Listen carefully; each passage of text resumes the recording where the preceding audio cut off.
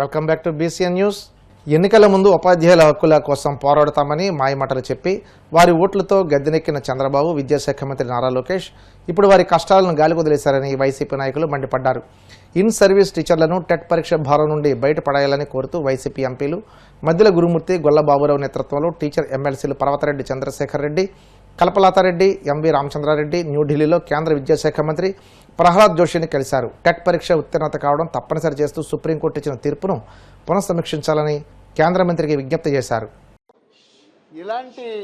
ఇలాంటి నిజంగా ఒక టీచర్స్ అందరూ కూడా డిఎస్సిలో ఎగ్జామ్ రాసి పాస్ అయ్యి వస్తారు.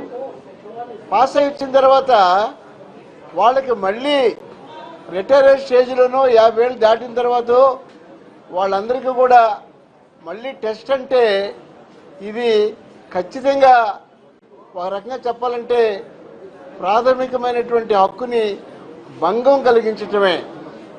నేను ఒకటే కోరుతున్నాను, ఈ రోజున ఆంధ్రప్రదేశ్లో చూసుకుంటే సుమారు 1,00,000 మంది టీచర్సు ఈ టెట్ ఎగ్జామ్ రాయటానికి వాళ్ళని అనేక రకాలైనటువంటి కోచింగ్ సెంటర్లకి అక్కడికి పంపిస్తున్నారు. ఇది నేను ఒకటే ఆంధ్రప్రదేశ్ ప్రభుత్వాన్ని అయితే అడుగుతున్నాను. ప్రభుత్వం మరి చంద్రబాబు గారు కానీ, మరి విద్యాశాఖ మంత్రి లోకేష్ గారు కానీ విద్యా సంస్కరణల గురించి మాట్లాడుతున్నారు. 1,00,000 మందికి జరిగేటువంటి ఈ అన్యాయాన్ని మీరెందుకు ప్రశ్నించలేకపోతున్నారు? మీరెందుకు కోర్టుల్లో రివ్యూ పిటిషన్ వెళ్ళిపోతున్నారు? అలాగే మీకు మీ ప్రభుత్వం ఇక్కడ కేంద్ర ప్రభుత్వంలో, అటు ఆంధ్రప్రదేశ్ ప్రభుత్వంలో మీ యొక్క ఎన్డీఏ ప్రభుత్వం ఉంది, మీ యొక్క ఎలియన్స్ ద్వారా ఉండేటువంటి ప్రభుత్వం ఉంది.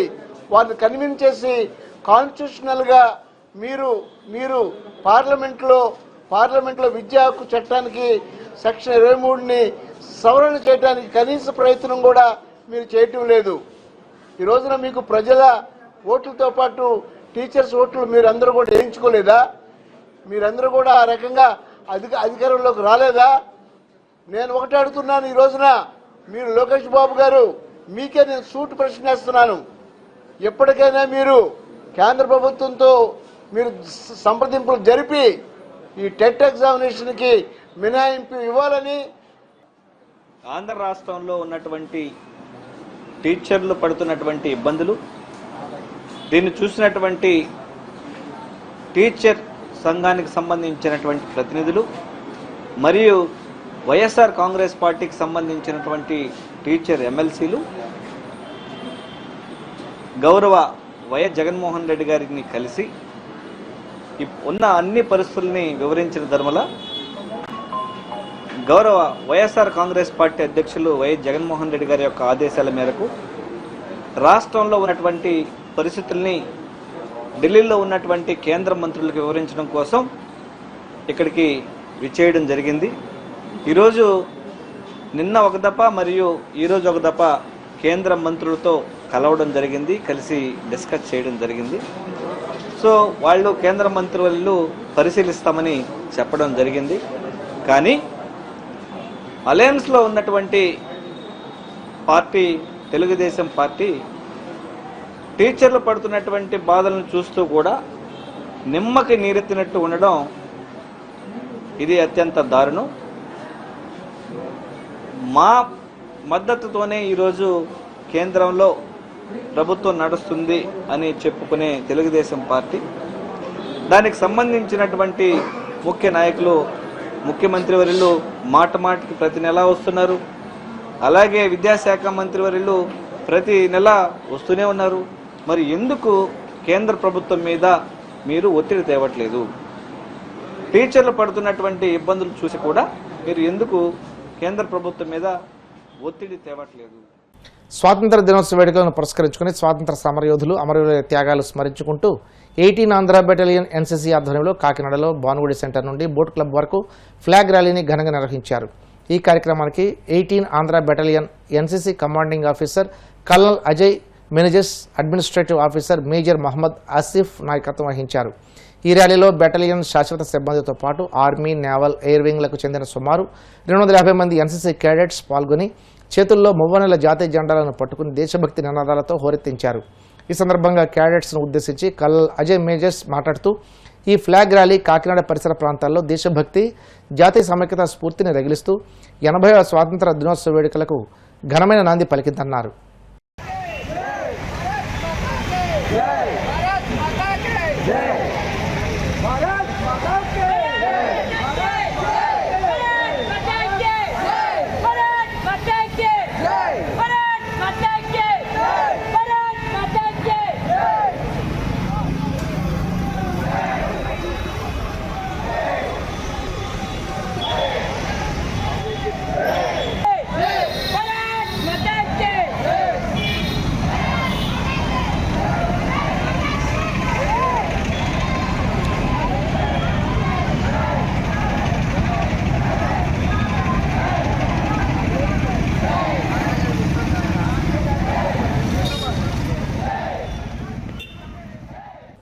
మహిళతో సాన్నిహిత్యానికి క్షుద్ర పూజకు అడ్డు ఉన్నాడనే వల్లూరుకు చెందిన బీటెక్ విద్యార్థిని కిడ్నాప్ చేసి నిందితులు హత్యాయత్నానికి పాల్పడినట్లు కడప జిల్లా ఇన్ఛార్జి డిఎస్సి బాలస్వామిరెడ్డి తెలిపారు.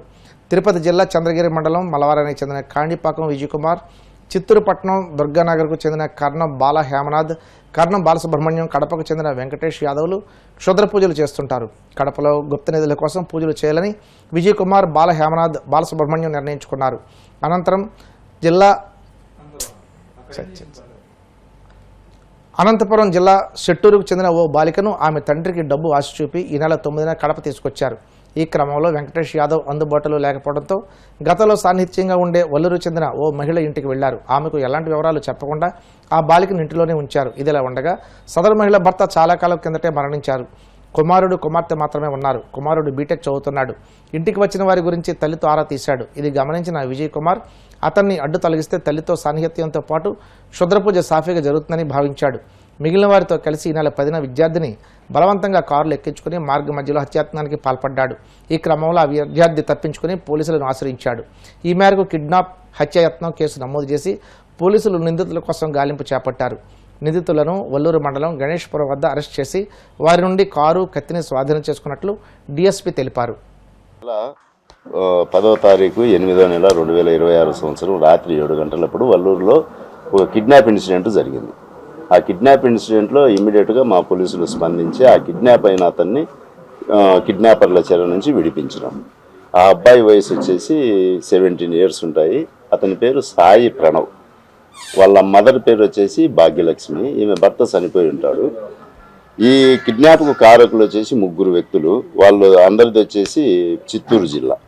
వాళ్ళల్లో కాణిపాకం విజయ్ కుమారు, కర్ణం బాల హేమనాథ్, కర్ణం హేమనాథ్ బాలసుబ్రహ్మణ్యం అని 3 వ్యక్తులు. ఈ 3 వ్యక్తులు వాళ్ళు సూపర్ న్యాచురల్ పవర్స్ను నమ్ముతారు. ట్రెజర్స్ ఎక్కడన్నా ఉన్నాయి అని అంటే వాళ్ళు ఈ క్షుద్ర పూజలు చేసి ట్రెజర్స్ను బయటికి తీస్తామని చెప్పి ప్రజలను నమ్మిస్తూ ఉంటారు. ఈ క్రమంలో వీళ్ళు అనంతపురం జిల్లా కర్ణాటక బార్డర్లో షెట్టూరు అనే విలేజ్లో ఒక ముస్లిం ఫ్యామిలీకి దగ్గర అవుతారు. అక్కడి నుంచి వాళ్ళు అక్కడక్కడ ఆ ఊర్లలో పరిచయాలు ఏర్పరచుకొని ఆ ఊరు నుంచి ఒక అమ్మాయిని తీసుకొని వస్తారు. ఎక్కడికి? వల్లూరుకి తీసుకొని వచ్చి భాగ్యలక్ష్మి వాళ్ళ ఇంట్లో పెడతారు. ఈ భాగ్యలక్ష్మికి పూజలు చేస్తే కనుక డబ్బులు వస్తాయని చెప్పి చెప్తారు. ఆ తర్వాత ఈ భాగ్యలక్ష్మి కొడుకు ఇంజనీరింగ్ 2nd ఇయర్ చదువుతుంటాడు, సాయి ప్రణవ్ అతని పేరు. అతను ఇలాంటివన్నీ నమ్మరు. ఇవన్నీ కూడా అన్ని అబద్ధాలు, మూఢనమ్మకాలు అని చెప్పి వీళ్ళపై తిరగబడతాడు. మా ఇంట్లో నుంచి వెళ్ళిపోండి అని చెప్పి. అప్పుడు ఇతను ఉంటే కనుక మనకి పూజలు చేయనీయడనే ఉద్దేశంతో ఆ అబ్బాయిని తీసుకొని వెళ్తారు. చంపాలనే ఉద్దేశంతో బలవంతంగా కారులో తీసుకొని వెళ్ళిపోతారు, సియాజ్ కారులో. అది సమాచారం వెంటనే మా పోలీసులకు రావడము, ఎస్ఐ గారు, వల్లూరు ఎస్ఐ గారు ఇమ్మీడియట్గా స్పాట్కు చేరుకొని ఆ అబ్బాయిని కాపాడి ఆ ముద్దాయిలను అరెస్ట్ చేయడానికి వాళ్ళను వెంబడిస్తారు. వాళ్ళని వెంబడించిన తర్వాత వాళ్ళు దాదాపు వాళ్ళ అడ్రస్లని కనుక్కొని టెక్నాలజీ వాడి వాళ్ళ సెల్ ఫోన్ నంబర్లను ట్రాక్ చేస్తూ వెళ్తాడు. వెళ్ళి వాళ్ళను ట్రేస్ చేయగలుగుతాడు. ట్రేస్ చేసిన తర్వాత పోలీస్ స్టేషన్కి వచ్చి కేసు రిజిస్టర్ అవుతుంది. ఈరోజు అరెస్ట్ చూపించి ఈరోజు రిమాండ్ కూడా పెడుతున్నాము. వాళ్ళపైన ప్రాపర్గా 307 ఐపీసీ కింద మర్డర్ అటెంప్ట్ కింద కేసు రిజిస్టర్. ఇంజనీర్ మదర్ వచ్చేసి ఆమె మూఢనమ్మకాలను నమ్ముతూ ఉంటుంది. ఈ అబ్బాయి ఆమెను ఎడ్యుకేట్ చేస్తాడు. తర్వాత నమ్మకుండా ఇవన్నీ ట్రాస్ అని చెప్పి వీళ్ళని బయటికి పొమ్మంటుంది. అప్పుడు ఈ ఇష్యూ జరుగుతుంది. ఒకవేళ ఆమె కూడా నమ్మి వీళ్ళని బయటికి పోకుండా ఇంట్లోనే పెట్టుకొని ఉంటే ఈ ఇష్యూ. వార్తలు ముగించే ముందు ముఖ్యాంశాలు మరోసారి.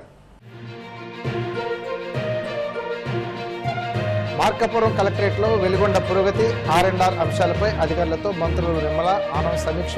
నెలాఖరులో నీరిచ్చేందుకు సిద్ధంగా ఉన్నామని వెల్లడి.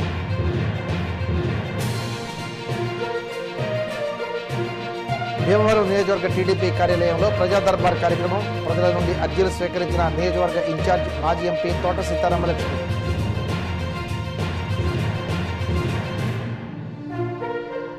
పిఠాపురం పాదగయ క్షేత్రాన్ని దర్శించుకున్న డిప్యూటీ సీఎం పవన్ కళ్యాణ్ సతీమణి అన్నా లెజునోవా ఘన స్వాగతం పలికి దర్శన ఏర్పాట్లు చేసిన ఆలయ అధికారులు.